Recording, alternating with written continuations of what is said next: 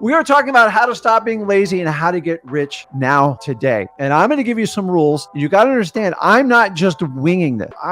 Listen, my son is young, but he's highly experienced and he learns. And if you could just take that mantra. So I got a lot more years on him. I'm 53 years old and I'm telling you, I'm going to give you my life lessons. And if you were my son, or my daughter, or my aunt, or my wife, I would sit down and tell you this exact thing and I would not change it. So let's jump into that. And then I'm going to jump into questions because I want to help out as many people as possible. So let's get into it. By the way, if you guys want to learn how to do what we're doing, go over to, let me pull it up here, freewholesaling.com. It's scrolling on the bottom. I'm going to leave it up for just a second. I don't like too many distractions on it.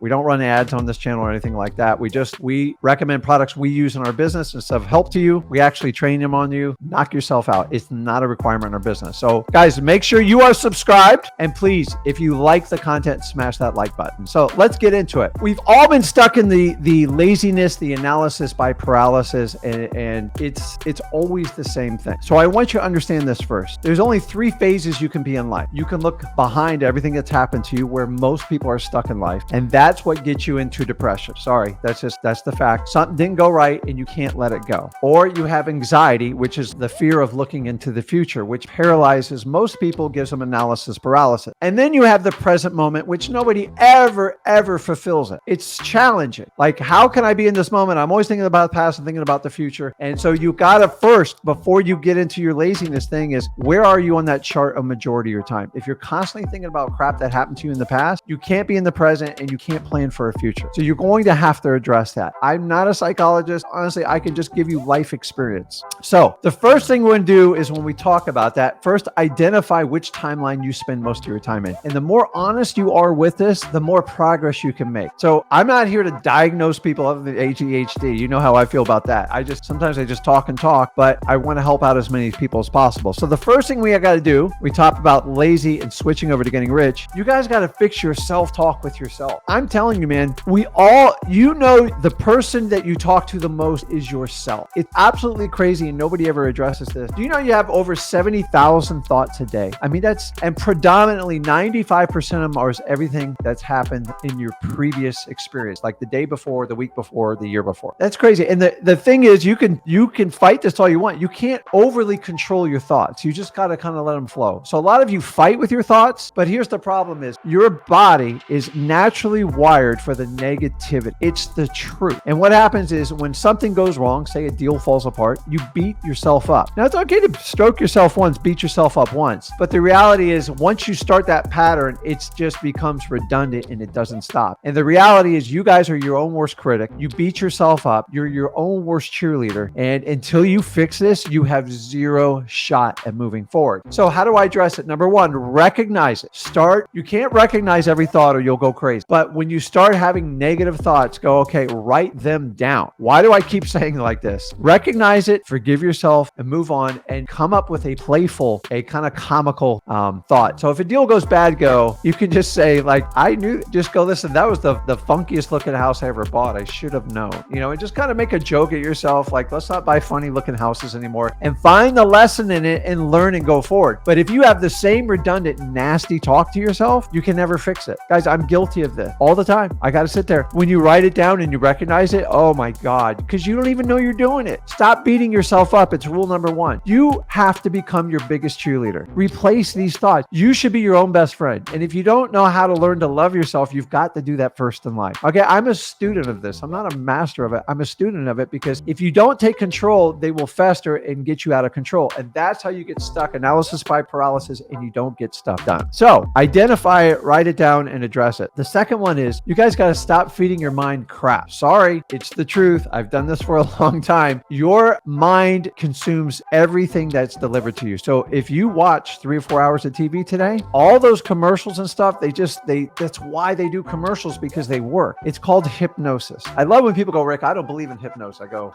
okay. Everything in life is hypnosis. If you accept it or not, it's just completely up to you. The problem is you don't even know you're being hypnotized by TV ads, by messages. Like, I can see the message a mile away in any type of media now. Like, it took me a long time to understand it. Everybody's got an agenda. Everyone's trying to get something accomplished. So if you don't feed your mind, other people are going to feed it for you, and they're going to give give you their agenda, and it's not going to fulfill you, and it's going to hurt you. So if you're going to watch TV, we all watch TV. I like my sporting event. Can't watch the Dolphins anymore, but I try to record them. So at least I get through the commercials and I can block off time for doing it. And then go, listen, I'm not going to spend more than an hour and a half doing it. The problem is you ever watch TV and it's like 4 hours have gone by? It happens all the time. This whole Netflix binge watching thing, guys, I think it's decaying society. I'm sorry. It's just stop watching the movie and go make your own movie. Like, go make your own movie.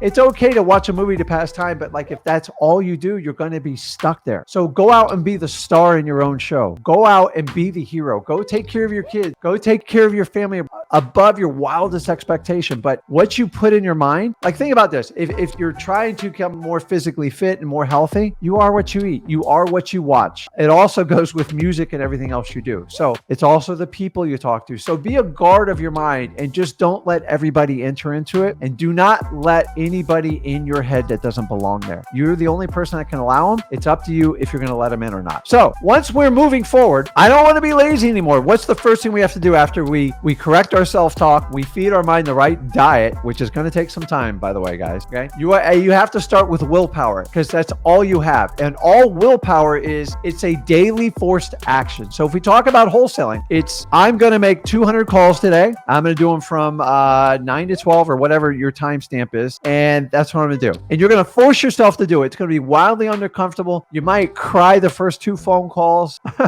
And then once you get 3 or 4 calls into it, it's like, why did I wait to do this? The anxiety alone takes most people out in cold calling. So you got to start with willpower. Here's the challenge with willpower. It's temporary. It will get the wheels started. It will not keep you in drive. Sorry. So what you have to do is convert that willpower. What do we convert it to? We're going to convert willpower to discipline. Take any action, do it religiously with willpower for 30 days, and you have a shot. Because the difference, discipline means it's automatic. It's non-negotiable. Willpower means I'm going to try to force myself to do this. The problem is willpower will fade. It always fades. It doesn't matter what it is. And the minute you start making it automatic, like for me, working out, if I don't work out, I feel lost. It's just so ingrained in my body. It's a discipline because I get such joy and pleasure out of it because I know what the end result is with it. And that's how I treated my wholesaling. It was painful at first, but I got into a regimen and I adjusted as I went along. So you need to convert willpower to discipline. How do you do it? 30 days. They tell you 21, I'm telling you 30 because 21, you're going to have like a bad day or two in there. So I wanted to put in a full 30 days. Here's the next most important thing. You ready? Stop negotiating with yourself. Why? You set out to do a goal, a realistic goal. You want to achieve something. So say, hey, listen, I'm going to buy my first property. As you said, I'll do whatever it takes. But as soon as you got in the fight, you're like, I don't want to make that many calls. They were so mean to me. Now you're negotiating. And the worst part is you're negotiating with yourself. You know both sides of it and you are going to give in. So what you have to do is you have to separate mind from body. Let me give you an example. If you want to go work out and you say, I'm going to work out 4 days a week. There's no 3 to 4. It's 4. Pick one. That's it. So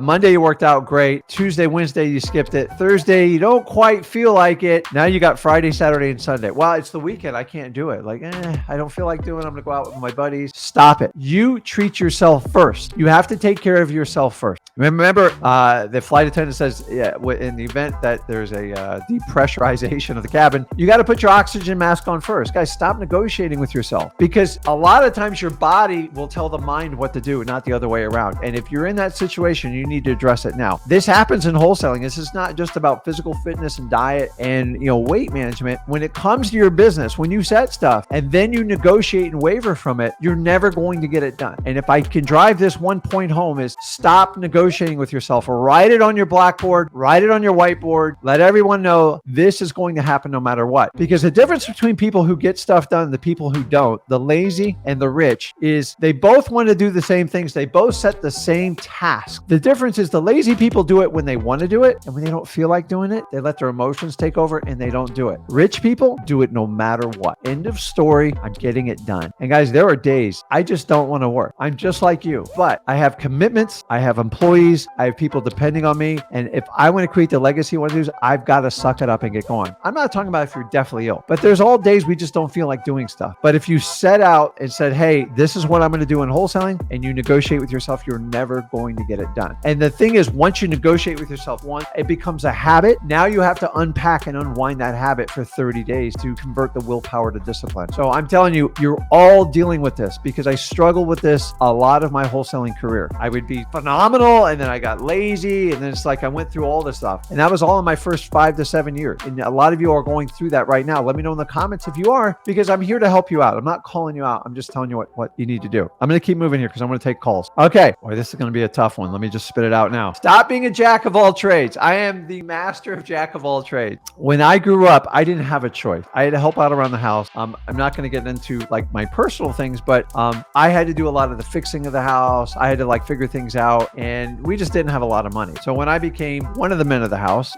I had to figure out how to hang fans, how to do stuff all when I was a very young man. And I came really handy to the point everyone would call me, hey, Rick, can you help me hang a fan? Hey, Rick, can you help me strap this up? Hey, Rick, can you help me fix this on a boat or a car? And I learned a little bit about everything. And I'm here to tell you down the road, it is a nightmare because I can pretty much, are you one of these people that you feel like you can do anything? It becomes like a habit.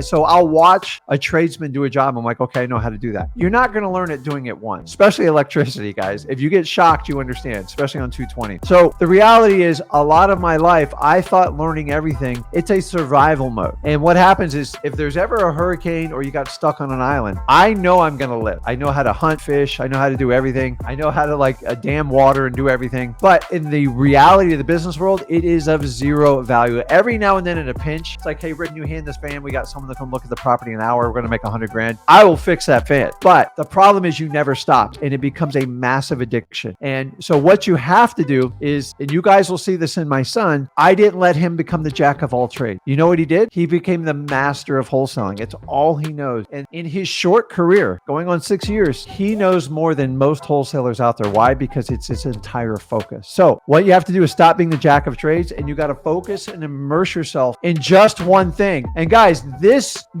applies to anything you do in life. Stop being a jack of all trades. It's a waste of time. Think about how we do schooling. It's ridiculous. You're going to learn a little bit about math. You're going to learn a little bit about English. You're going to learn a little bit about physics. You're going to learn a little bit about geometry. Like, it's crazy. I'm telling you, to become a master in anything, dedicated singular focus and completely immerse yourself in it. Let me give you an example of immersion. A lot of the trainings that I did, if I ever read a book or I watched a video or even if I did a course or anything like that, I buried myself into it. I would lock myself in the room. I'd watch it 9 or 10 times. I would analyze it. I'm the type of person that has to write notes. I still do it to this day. My son makes fun of me. I just write notes like crazy. And when I did that, it changed. It just changed. Like, I don't know about you, but so think about this. If you guys are a Netflix binge watcher, why do you do it? It's like, I get so into it. I feel like I'm there. Take that same attitude and put it in your wholesaling business. Guys, focus and immersion is probably one of the greatest things you can do. And if you're ever in a tough time in your life and you got a challenge, sometimes this is the meditation. This is the medicine that will help you get through it. So we've all been through tough times. Okay. I recently lost my mother and part of my deal is I just immersed myself in my business. I'm like, because I can't fix it. So I just want to keep our mind occupied. Otherwise we go to past thoughts and we get stuck. So if you're going into challenging, if you're completely broke, if you're tired of being lazy, go over to freewholesaling.com and just immerse yourself because I'm not charging you $5,000 for it. So just go, my God, this is a gift dropped in my lap. I don't know how long Zach and Rick are going to do this. I'm waiting any minute for them to put a $5,000 price tag on this course. I'm not going to do that because I'm earning everyone's trust watching this live. And how do I earn your trust? I do what I say and I honor my word. Very rare in our business today. And I commend anybody who backs their word up with what they do. But I'm tired of everybody throwing around free. Most frees are a funnel and you guys are onto it. And I'm just letting you know, we are the ultra free because the idea is if I can get you very efficient in wholesaling, you'll eventually want to do business with me one way or the other. You'll find me. I promise you, you'll find me. I'm going to get in a plane and just travel all around this country and meet everybody. I don't care. So focus and immersion is absolutely amazing. The next one, we're getting now a little bit in the nitty gritty. You have to prioritize your schedule. Here's the deal, guys. Either you schedule your day or your outside environment will dictate it for you. Which are you doing right now? And be brutally honest. So I force myself to use Google Calendar. I know how simplistic it is, but it works. So you can use it on your desktop. You can use it on your dumb phone. I call them dumb phone now because I think it's making us all dumber in a way. But I will tell you, it gives me reminders. I check it. And the key with this is set your day in advance the night before. You have to plan, guys. I'm sorry. If you want to get stuff done and you want to stop being lazy and become rich, if you do not have a planner, you have zero shot. There's no way. Your brain cannot memorize everything you need to get done in a day. So it's free. There's no financial cost to this. Plan your day out, okay? And when you plan your day out, I want you to take down the biggest task first, the one that freaks you out the most. Now, it doesn't mean get up at 5 a.m. and cold call, but prioritize what you need to get done and understand what you need to get done versus just doing menial tasks, like getting a logo done, getting your LLC name. That's not money generating activity. So I'm going to prioritize my planner based on revenue activities, and anything that has to do with marketing, sales is what my primary focus is going to be. End of story. That's how I'm going to do it. You also have to take account if you guys are working. I worked through my first 8 months of doing wholesaling, and I know what it's like. You really got to plan it. I didn't plan it well, and it drove me nuts, and I'm here to tell you. So here's one key you've got to understand whenever you're doing any type of calendar planning. My favorite time, because I was erratic. It took me 2 years to get into this. Okay. Some of my ADHD just flows through because I want to be everywhere at a million times. But the problem is life is weird. So we all like to plan it, but God has another plan for us. So here's what I do is I do 2-hour time block, maximum 2-hour time block. So if I'm cold calling, which I don't, I fully admit it. But if I was making follow-up calls, it's 2 hours. Because if I do that, I'm much more efficient and I don't take phone calls. I don't take messages unless it's an absolute emergency. Take 2 hours because studies show that 2 hours, the average employee gives 2 to 3 hours of work on an average office a day. That's it. So you're 8-10 hours a day. It doesn't matter. Most of the time you're sitting in the water cooler, they're BS and they're surfing the internet. So you guys work for yourself. So do maximum 2-hour block. After your block, take at least a half hour for stuff to get done. Get stuff done. Return phone calls, go to the bathroom, grab a snack, a bite to eat, whatever you need to do. Okay. And then you can set your time blocks. Usually you'll set 3 to 4 time blocks for the day. And then you prioritize those time blocks and make sure they are activities circulating around marketing and sales, because that's what you have to do in the beginning to get it done. So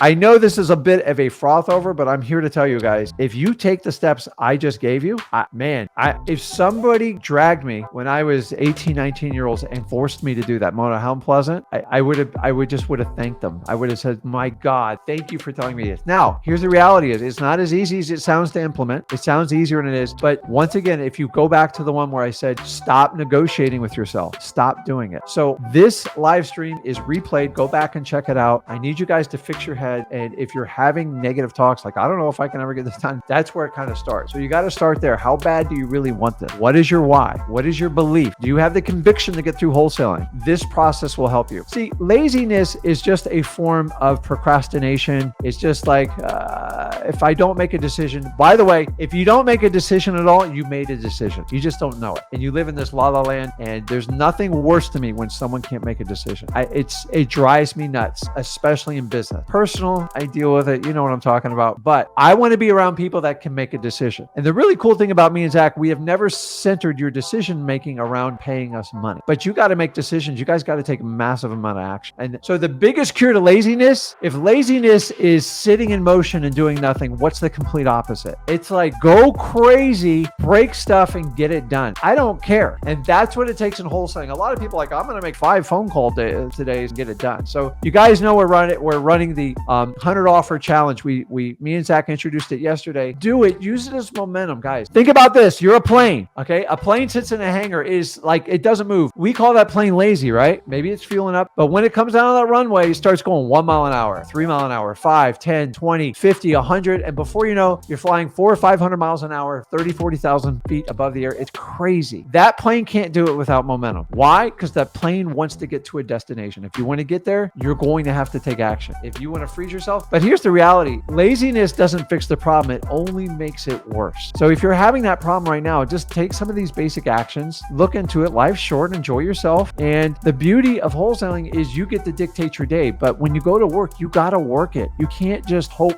you pull up one day and there's a duplex in your driveway. So